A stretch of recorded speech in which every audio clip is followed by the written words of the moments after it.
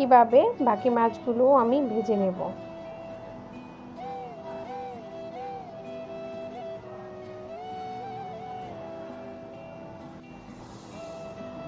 এখন আমি একটা পেঁয়াজ কুচি দিয়ে দিলাম। পেঁয়াজটাকে হালকা বাদামি করে ভেজে নেব। আর আরেকটু তেল আমি অ্যাড করলাম।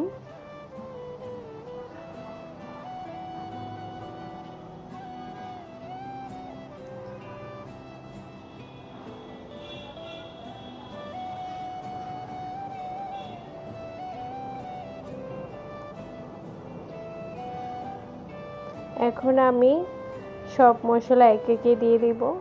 আমি এখানে আদা রসুন পেস্ট দিয়েছি, একটু তেলে ভেজে নিচ্ছি, তাহলে আদা রসুনের গন্ধটা মানে কাঁচা গন্ধটা চলে যাবে। তো এখন একটু পানি দিয়ে দিলাম, নাহলে ছিটিয়ে চতুর্দিকে পড়ে যাচ্ছে সেজন্য। আর এখন আমি পেঁয়াজ বাটাটা দিয়ে দিচ্ছি।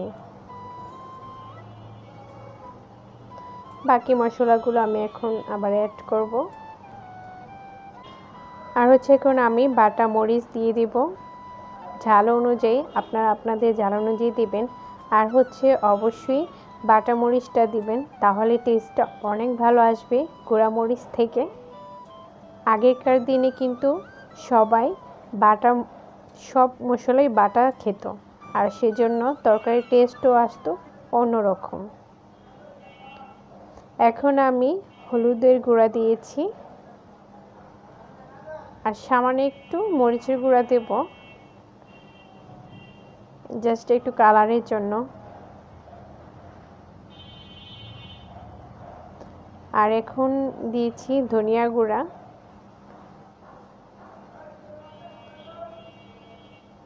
আর দেব জিরা বাটা। আমরা জিরাটা বাটা খাই, কারণ জিরা বাটাটার তরকারির টেস্টটা একটু ভালো আসে।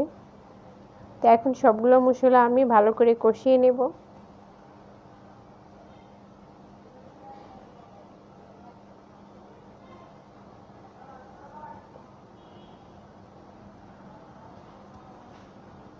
এভাবে যে কোনো মাছ ভুনা রান্না করলে খেতে অসাধারণ লাগে। তো আমি মশলাগুলো ভালো করে কষিয়ে নিচ্ছি। আর এখন দিয়ে দিলাম স্বাদ মতো লবণ। ভাটা মাছ একটু লবণাক্ত হয়, যেহেতু এগুলা সাগরের মাছ, সেজন্য আমি লবণের পরিমাণটা একটু কম দিয়েছি। এই যে দেখুন, আমি মশলাটাকে ভালো করে কষিয়ে নেওয়ার পর এখন পরিমাণ মতো ঝোল দিয়ে দিলাম।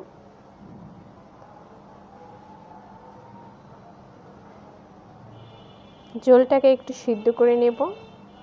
আর এখন আমি ভাটা মাছটা উপরে দিয়ে দেব।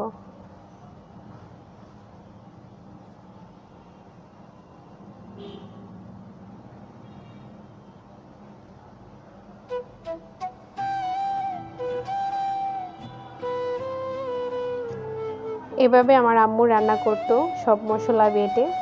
তরকারি খেতে খুবই মজা হতো, সেজন্য আমি আজকে আমার আম্মুর মতো রান্না করার চেষ্টা করেছি। মাশাআল্লাহ অনেক ভালো হয়েছিল, যেহেতু ভয়েসটা আমি রান্নার পরে খাইয়েছি। তো এখন আমি একটু সিদ্ধ করে নেব, ঢাকনা দিয়ে ঢেকে দিব। এই যে দেখুন, আমার রান্নাটা কমপ্লিট হয়ে গিয়েছে। কত সুন্দর একটা কালার এসেছে, খেতেও কিন্তু দুর্দান্ত হয়েছে। আশা করছি আপনাদের আজকে আমার এই রেসিপিটি অনেক ভালো লেগেছে। আর যদি ভালো লেগে থাকে অবশ্যই লাইক কমেন্ট শেয়ার করতে ভুলবেন না। আজ এই পর্যন্তই।